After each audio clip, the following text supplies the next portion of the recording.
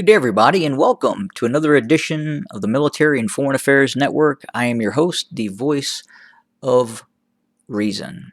So, first and foremost, I hope everyone is having a pleasant weekend and continues to have a pleasant weekend.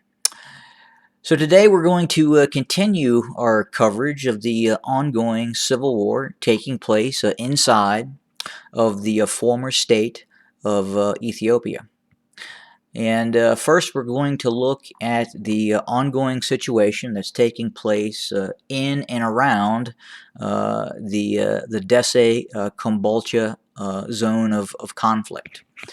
So, right now, the Tigrayan Defense Forces continue to be just outside of the city. We continue to hear reports that heavy fighting can be heard from many parts of Dessie proper, the actual inside of the town.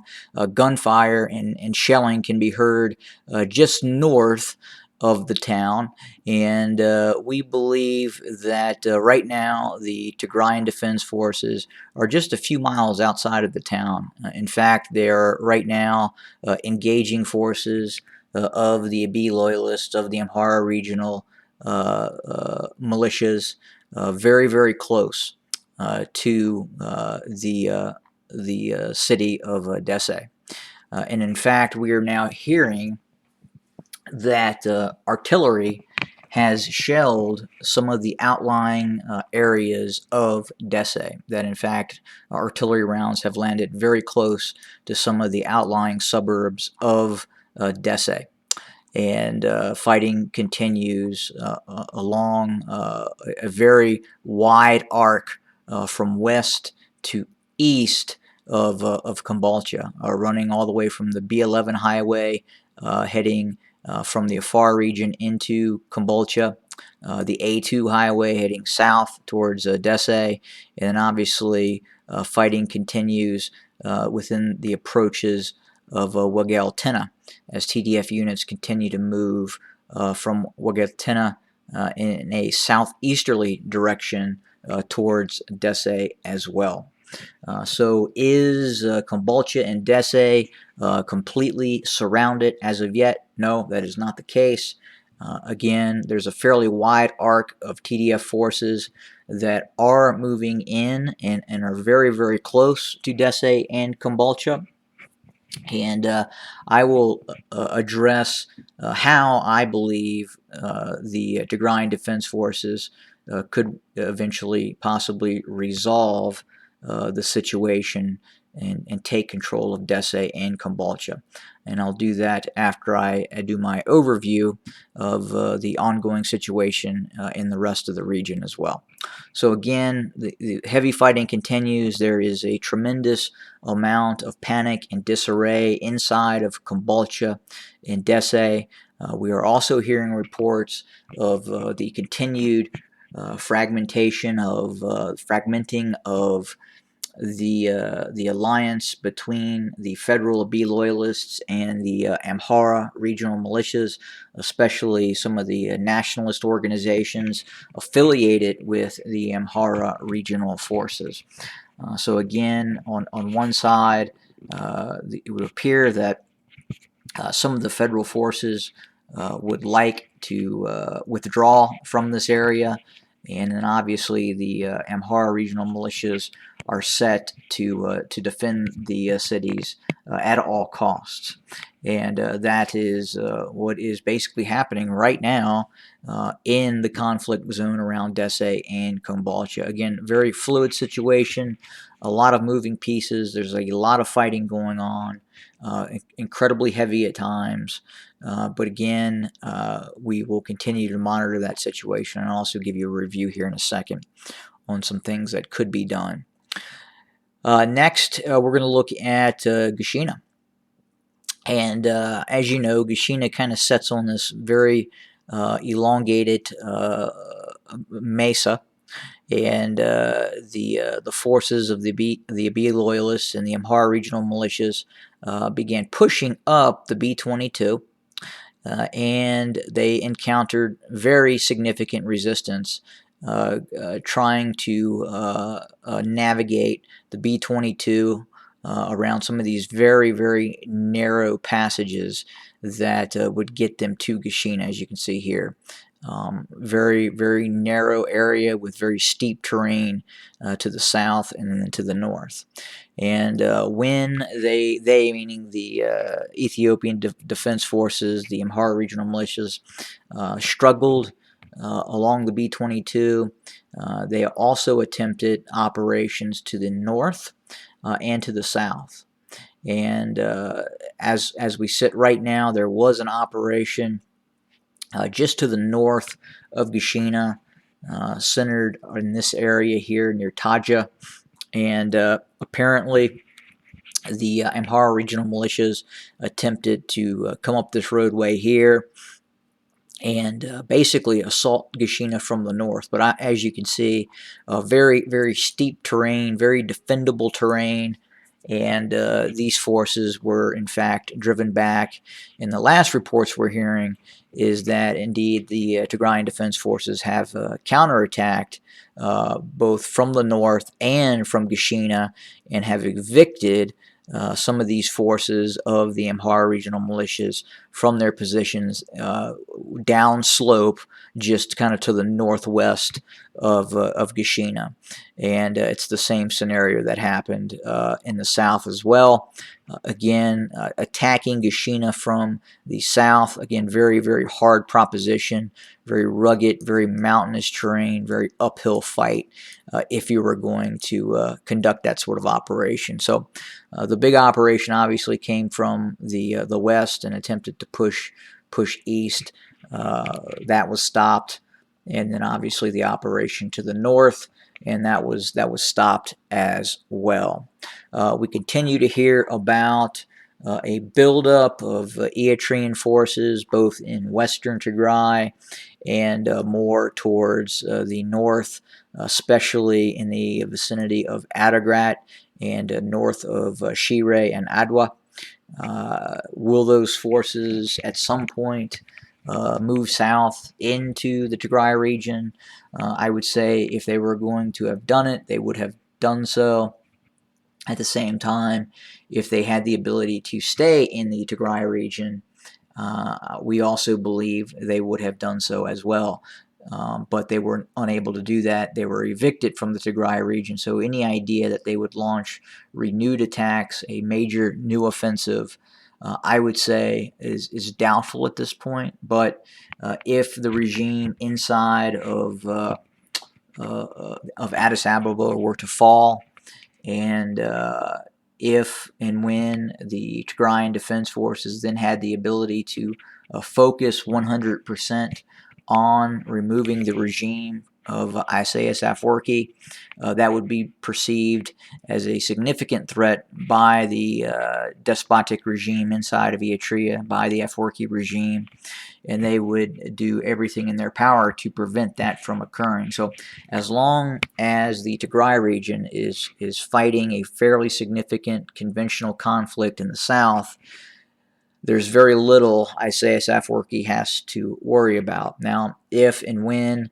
those forces inside of Addis Ababa, the Prosperity Party, Abiy Ahmed, is in fact defeated, and that area is no longer deemed a threat to the Tigray region, and 100% combat power can be focused on possibly Eritrea and western Tigray, then obviously that would be a tremendous threat to the Isaias Afwerki regime, and he would in fact intervene in order to prevent said occurrence from actually happening. But again, we're really not quite there yet. So I want to go back. Oh, and I'm sorry. And then Shifra. Obviously, Shifra is still under the control of the Tigrayan Defense Forces. There was an effort made to retake Shifra, and that effort was unsuccessful on the part of the Afar militias and some elements of the Abiy loyalist federal forces. Were driven back from Shifra, and Shifra, from our understanding, is still under the control of the Tigrayan Defense Forces. And finally, we have also heard of some renewed drone use taking place in the combat zone. Again, these are small strikes, 1 or 2 strikes with 1 or 2 possible drone activity, launching possible precision-guided attacks against the Tigrayan Defense Forces. But again, it is not of a significant nature that would alter the course of the conflict, as it would probably already have done so. There's just not enough of them in the sky flying, and there's just not enough precision-guided munitions to do what probably needs to be done to change the battlefield equation right now. But back to Dessie, and I was asked an opinion in terms of what could be done in terms of a military operation to seize control of Dessie, Kombolcha, and I talked about basically the 3 options. One is getting Dessie, Kombolcha to capitulate and have those forces withdraw. I do not believe that is going to happen. The next set of operations would be a siege of Kombolcha and Dessie. Again, very, very expansive area to conduct that kind of operation, and it would be very, very challenging. The most, I would say, easiest, I wouldn't say easiest, I would say probably the less time-consuming, most expedient way for the Tigrayan Defense Forces to take control of Dessie and Kombolcha would be to issue a 24-hour warning for all civilians to leave the city of Kombolcha and Dessie, as an all-out military assault would take place very soon after that 24-hour time has elapsed. So that would do several different things. First, it would get civilians out of Kombolcha, out of Dessie. It would also create significant supply issues for the Amhara region, for the federal forces, as many of these civilians would start to evacuate. It would clog roads, prevent reinforcements from coming up from the south. And then once that 24-hour clock had expired, if I was in command, I would probably utilize infiltration units dressed in federal uniforms to start to infiltrate the city of Kombolcha and Dessie at certain points. And then obviously I would initiate an artillery attack upon the city, upon targets of the federal forces that were located inside the city, with the use of some of those infiltration units that have migrated their way into the city. And that's the methodology that would probably be most effective at the start of such operation. But again, I guess the whole point of that is, as a military leader, commander, at a certain point you have to digest the fact that urban combat is a reality in war. And unfortunately, in order to seize control of one or both of these towns, urban combat is going to have to take place. And I understand the desire to prevent civilian casualties is prevalent, at the same time doing a mandatory 24-hour evacuation of the city as it is going to be assaulted. Would probably would change the dynamics on the ground. Not just the fact that you are getting ready to assault the city, but just the pure panic that would cause in persons fleeing south and causing havoc on roadways, on infrastructure, on supply and resources. And then again, the idea of some of these clandestine operations that you could conduct in terms of just that one methodology of disguising yourself as the enemy and infiltrating the city is one means that has been done many other times across the span of history, and even recently.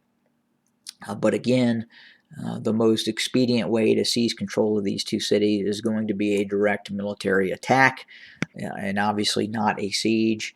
And then obviously it does not appear the city will be capitulated. Now, if an aggressive move towards the city is conducted, as I just talked about, could that lead the city to actually then capitulate? Yes, possibly, but you would have to do something along those lines in order to facilitate such a capitulation. Just ordering a town to capitulate is probably not going to do it, especially in terms of the tenacity of the resistance right now that the defenders of Dessie and Caboolture are in fact providing. You're going to have to do something to entice them to surrender the city, and that's usually some sort of very, very aggressive and tenacious action through violence of action is really the only way to achieve that goal. But that is the current status on the ground right now. Again, very fluid, and as we continue to get reports and information, we will certainly deliver that information as soon as we can. So I hope everyone has a great weekend, and I'll talk to everyone soon. Have a good day, everybody.